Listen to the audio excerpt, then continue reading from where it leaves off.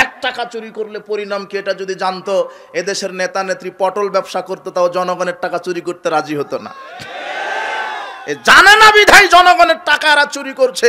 আগে শুনতাম লক্ষ লক্ষ টাকা চুরি করে, এখন 1000 কোটি টাকার নিচে খবরই নাই চুরি করা। আর সব চুরি করার ধান্দাতে নেমেছে।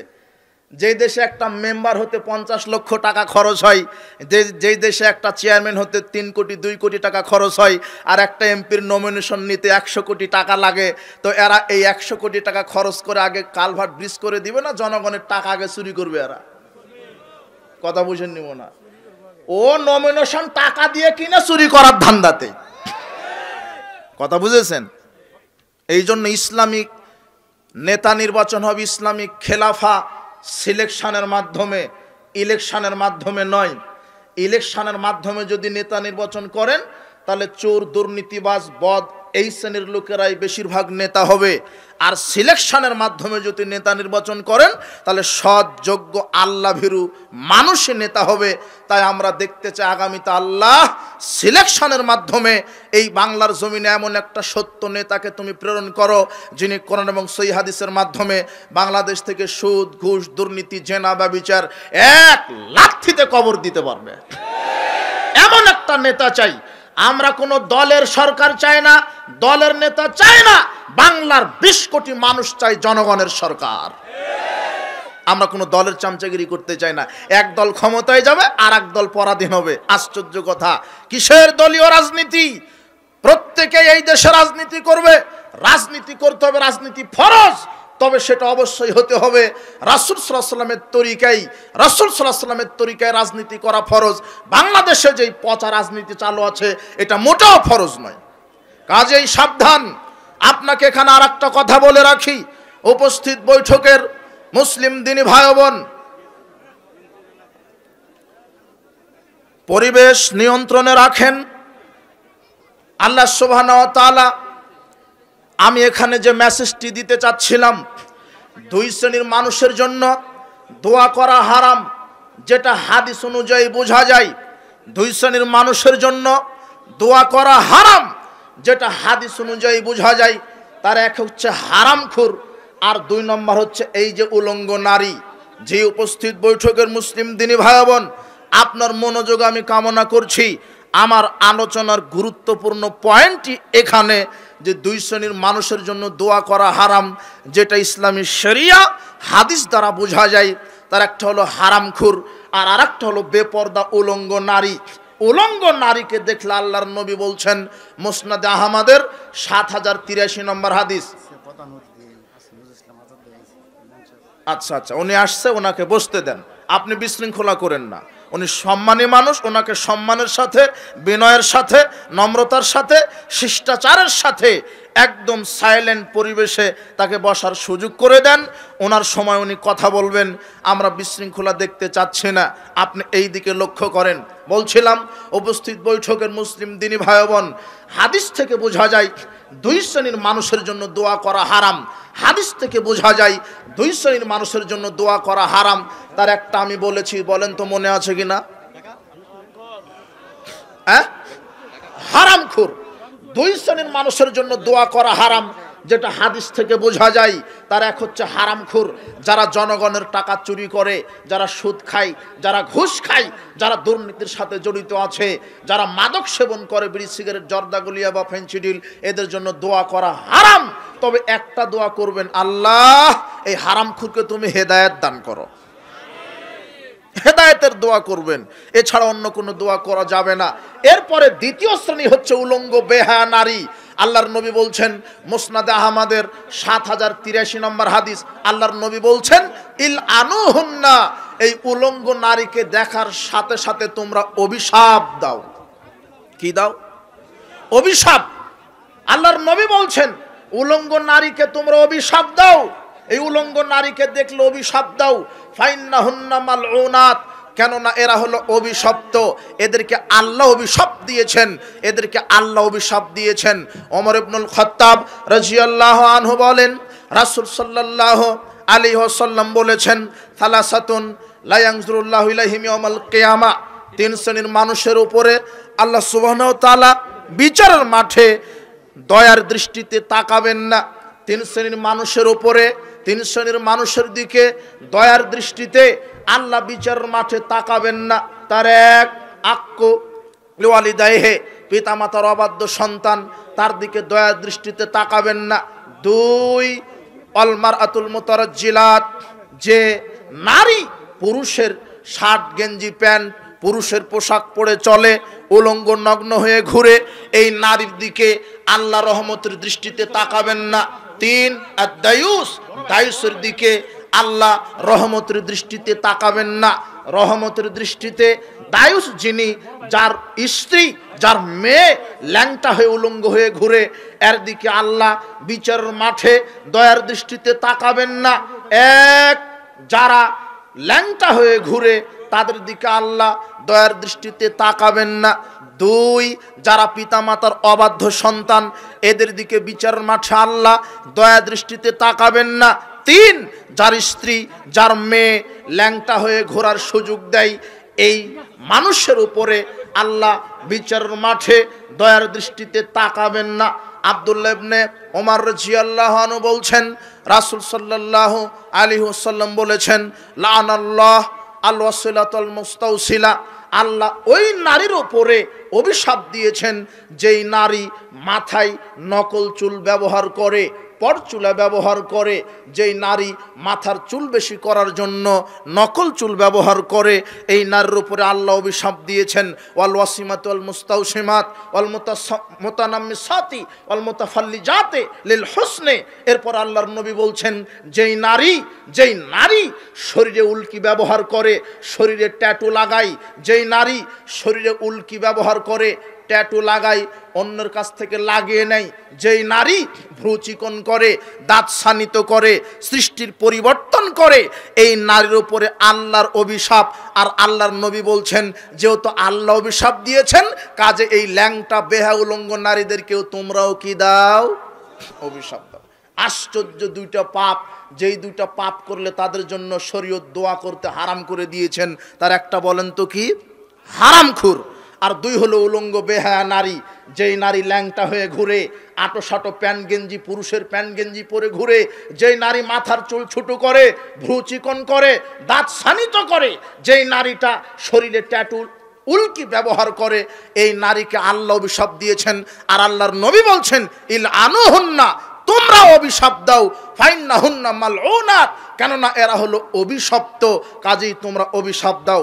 বলছিলাম, উপস্থিত বৈঠকের যেসব মা বোনেরা এসেছেন, অত্র হাদিসগুলো আপনি মূল্যায়ন করেন।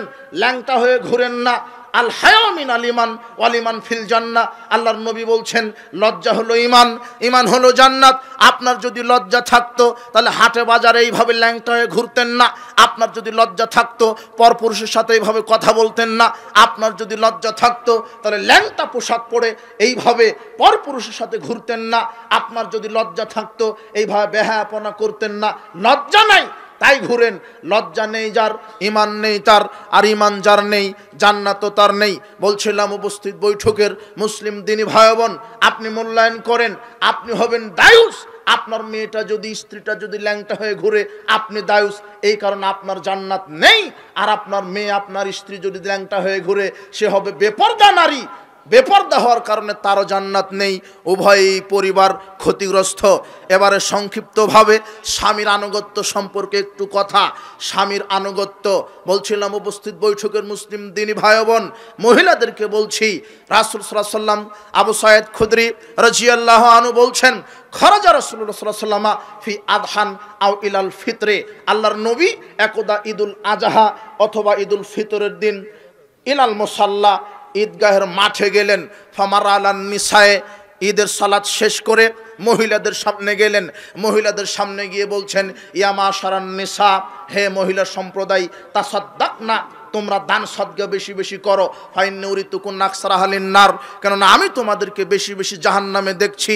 ফাকুলনা বিমা ইয়া রাসূলুল্লাহ, তখন মহিলারা বলছেন, আল্লাহর নবী, মহিলারা কেন বেশি বেশি জাহান্নামী? কি কারণে আমরা বেশি বেশি জাহান্নামী? তখন আল্লাহর নবী বললেন, তাকফুরনাল আশিরা, তোমরা বেশি বেশি স্বামীকে অবমূল্যায়ন করো, স্বামীকে প্রাধান্য দাও না, স্বামীকে ভক্তি শ্রদ্ধা করো না, স্বামীর অকৃতজ্ঞতা তোমরা প্রকাশ করো, তোমরা কৃতজ্ঞতা স্বীকার করো না। ও তাকফুরনাল আশিরা, স্বামীকে তোমরা মূল্যায়ন করো না। ও তাকসুরুল লানা, এরপরে তোমরা বেশি বেশি অভিশাপ দাও। মারা আই তুমি নাকিসাতি আকলিন ও দ্বীনিন আযহাবা লিলুব্বি রাজুলি হাজমিন হাদাকুন্না। এরপরে তৃতীয় কারণ বলছেন, নারীরা বেশি বেশি উলঙ্গ হয়ে চলে, নারীরা বেশি বেশি উলঙ্গ হয়ে চলে, পুরুষদের ঈমানকে নষ্ট করে। তাই তো আল্লাহর নবী বলছেন, মা তারাকতু বাদি ফিতনাতান আদর আলা রিজালি মিনান নিসায়ে, আমি পুরুষের জন্য সবচাইতে মারাত্মক যেই ভাইরাসটা ছেড়ে যাচ্ছি পুরুষের ক্ষতির জন্য, সেটা হলো উলঙ্গ নারী। একজন পুরুষের জন্য সবচাইতে ক্ষতিকর বস্তু হচ্ছে উলঙ্গ ল্যাংটা বেহায়া নারী। হে যুব সমাজ, হে যুবক, তোমাদেরকে বলছি, নারীর ফাঁদে পা দিবে না। তোমার জন্য আল্লাহ নারী নির্ধারণ করেছে, একটা নয়, দুটা নয়, ক্ষমতা সামর্থ্য থাকলে 4টা নারীর ব্যবস্থা করেছে। তুমি একটার পিছনে ছুটতে গিয়ে ঈমান হারাচ্ছ, ইবাদত নষ্ট করছো, পরকাল নষ্ট করছো। সাবধান। আল্লাহর নবী বলছেন, পুরুষের জন্য সবচেয়ে ক্ষতিকর প্রাণী হচ্ছে একজন ভয়াবহ, সেটা হলো নারী। নারীকে অবমূল্যায়ন, নারীকে ল্যাংটা হয়ে ঘুরিয়ে সুযোগ দিলে নারী পুরুষের ঈমানকে নষ্ট করে দেয়।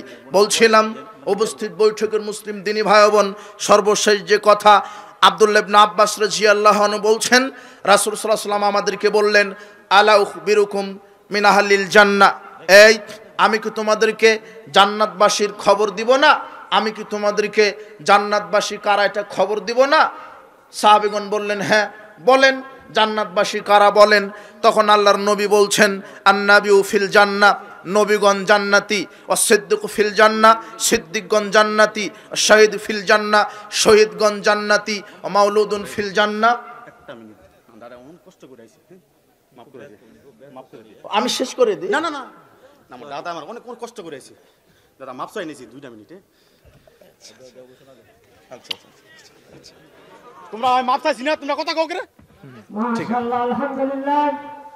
কইতেছ জানো তুমি কইতেছ ইসলাম প্রিয় তাওহীদি জনতা, আমাদের আজকে ইসলামী মহাসম্মেলনের প্রধান অতিথি জনাব আলহাজ নজরুল ইসলাম আজাদ, তিনি 2,500 থানার মাটি ও মানুষের নেতা। ইনশাআল্লাহ ইনি অনেক ব্যস্ত মানুষ, চলে যাবেন। আমরা অতি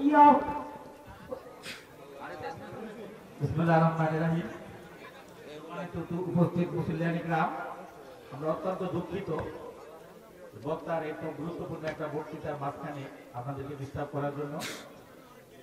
আমাদের নেতা জননেতা নজরুল ইসলাম আজাদ অত্যন্ত জরুরি কাজে উনি ঢাকায় চলে যাবে। ওনাকে খুব রিকোয়েস্ট করে এই প্রোগ্রামে অ্যাটেন্ড করানো হয়েছে, কারণ ওনার সময় খুবই ছোট, এজন্য আমরা আন্তরিকভাবে দুঃখিত। যাই হোক, এই মুহূর্তে আমাদের মাঝে আমাদের অতিথি, প্রধান অতিথি, বিশেষ অতিথি, আমন্ত্রিত অতিথি সবাই উপস্থিত, কিন্তু আমরা সময় স্বল্পতার কারণে ওনাদেরকে সময় দিতে পারবো না। শুধু আমরা প্রধান অতিথির মুখে 2টি কথা শুনবো, আপনারা ধৈর্য সহকারে শুনবেন। সম্পর্কে কথা বলতে চাচ্ছিলাম, যেহেতু আমাকে 2টা বিষয় দেওয়া হয়েছিল আজকে। জি, আপনারা কথা বললে আমরা আলোচনা করতে পারবো না। আব্দুল্লাহ ইবনে আব্বাস রাদিয়াল্লাহু আনহু বলছেন, রাসূল সাল্লাল্লাহু আলাইহি ওয়াসাল্লাম বললেন, আলা উখবিরুকুম মিন আহলিল জান্নাহ, আমি কি তোমাদেরকে জান্নাতবাসীদের খবর বলে দিব না? কারা কারা বেশি বেশি জান্নাতি, কারা কারা জান্নাতি, আমি কি তোমাদেরকে জান্নাতবাসীদের খবর বলে দিব না? ক্বালু বালা ইয়া রাসূলুল্লাহ, সাহাবীগণ বললেন, আল্লাহর নবী বলেন, কারা জান্নাতি, কারা জান্নাতের অধিবাসী, এটা আপনি বলেন। তখন আল্লাহর নবী বলতে লাগলেন, আন্নাবিউ ফিল জান্নাহ, নবীগণ জান্নাতি, ও সিদ্দিক ফিল জান্নাহ, সত্যবাদী যারা তারা জান্নাতি, ও শাহিদু ফিল জান্নাহ, যারা শহীদ তারা জান্নাতি, ও মাউলুদুন ফিল জান্নাহ, যারা নবজাতক শিশু তারা জান্নাতি।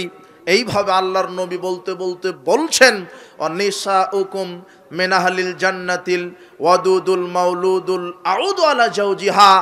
এইভাবে বলতে বলতে আল্লাহর নবী বলছেন, শোনো, ওই নারীরাও, ওই মহিলারাও বেশি বেশি জান্নাতি, যারা বেশি বেশি স্বামীকে শান্তি তৃপ্তি দিতে পারে, স্বামীকে মূল্যায়ন করতে পারে, যারা বেশি বেশি স্বামীকে তৃপ্তি আনন্দ দিতে পারে, যারা যেই মহিলারা, যেই নারীরা, যেই মহিলারা স্বামীকে বেশি বেশি তৃপ্তি, ভালোবাসা, প্রেম ভালোবাসা দিতে পারে, যেই মহিলারা বেশি বেশি সন্তান দিতে পারে, এই নারীরাও বেশি বেশি জান্নাতি।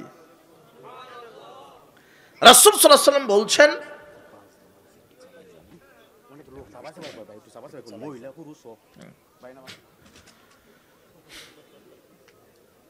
আল্লাহর নবী বলছেন, আমি কি তোমাদেরকে জান্নাতবাসীদের খবর বলে দিব না? সাহাবীগণ বললেন, জি আপনি বলেন। রাসূল সাল্লাল্লাহু আলাইহি ওয়াসাল্লাম বলতে লাগলেন, দেখেন কেমন একটা সিরিয়ালে বলছেন, এখানে নারীদেরকে কত মূল্যায়ন করেছেন। বেপরদা নারীদেরকে বিভিন্নভাবে শব্দের মাধ্যমে বলা হয়েছে, কিন্তু ইসলাম নারীকে মর্যাদা দিয়েছে। এখন নারীদের মর্যাদায় কিছু সামনে কথা আসতে পারে, এখানে আপনার মূল্যায়ন, মনোযোগিতা কামনা করছি। আপনি এই দিকে লক্ষ্য করেন। আল্লাহর নবী বলছেন, আমি কি তোমাদেরকে বলে দিব না জান্নাতবাসীদের খবর? সাহাবীগণ বললেন, জি আপনি বলেন, জান্নাতবাসী কারা? আল্লাহর নবী তখন বলতে লাগলেন, শোনো, নবীগণ জান্নাতি, সিদ্দিকগণ জান্নাতি, শহীদগণ জান্নাতি, যারা নবজাতক শিশু, ছোট বাচ্চা অবস্থায় মারা গেছেন তারা জান্নাতি। এরপরে আল্লাহর নবী বলছেন, ওয়া নিসাউকুম মিন আহলিল জান্নাতিল ওয়াদুদুল আউদু ওয়াদুদুল মাউলুদুল আউদু আলা। আল্লাহর নবী বলছেন যে ওই নারীরাও বেশি বেশি জান্নাতি, যারা বেশি বেশি স্বামীকে প্রেম ভালোবাসা দিতে পারে, স্বামীকে মূল্যায়ন করতে পারে, স্বামীকে আদর যত্ন করতে পারে, আর বেশি বেশি সন্তান দিতে পারে, এই নারীরাও জান্নাতি। বেশি বেশি সন্তানের কথাটা যখন আসলো, তখন আপনাদেরকে একটা কথা বলি। আল্লাহর নবী বলছেন যে তাজাওয়াজুল ওয়াদুদুল ওয়ালুদা, তোমরা ওই নারীকে বেশি বেশি বিবাহ করো যেই নারী বেশি বেশি সন্তান দিতে পারে। ফা ইন্নী মুকাসিরুম বিকুমুল উমামা, কেননা আমি বিচার মাঠে গর্ব করব যে আমার উম্মতের সংখ্যা সবচাইতে বেশি। আল্লাহর নবী বলছেন যে ওই নারীকে বিবাহ করো যেই নারী বেশি বেশি কি দিতে পারে? সন্তান। এখন কিভাবে বুঝবেন যে ও বেশি দিবে না কম দিবে? তো বিবাহই তো করেননি। আল্লাহর নবী বলছেন, তুনকাহুল মারাতুলি আরবাইন, নারীকে চারটা জিনিস লক্ষ্য করে বিবাহ করে মানুষ। তার এক, লি মালেহা, তার সম্পদ, লি হাসাবেহা, তার বংশ। এই যে বংশ দেখা লাগবে, বংশ মানে ওই নারীর মা, খালা, ফুপুর কয়টা বাচ্চা। ওর মায়ের যদি 10টা হয় তাহলে ওই আপনার স্ত্রীও 10টা দেওয়ার সম্ভাবনা আছে। এটা হলো বংশ, এটা হলো জিনগত। আল্লাহর নবী এই কথা বলছেন। ওর মা, খালা, ফুপুকে দেখো, ওর মা খালার যদি 8টা 10টা থাকে তাহলে আপনার স্ত্রীর সম্ভাবনা আছে। যদি 1টা 2টা হয় আর হয় না, তাহলে বুঝতে হবে এরকম। কাজে ওকে বিবাহ করতে আল্লাহর নবী নিরুৎসাহিতই করলেন, বললেন না। তিনি উৎসাহিত দিলেন যেই নারী বেশি বেশি কি করতে পারে? বাচ্চা দিতে পারে।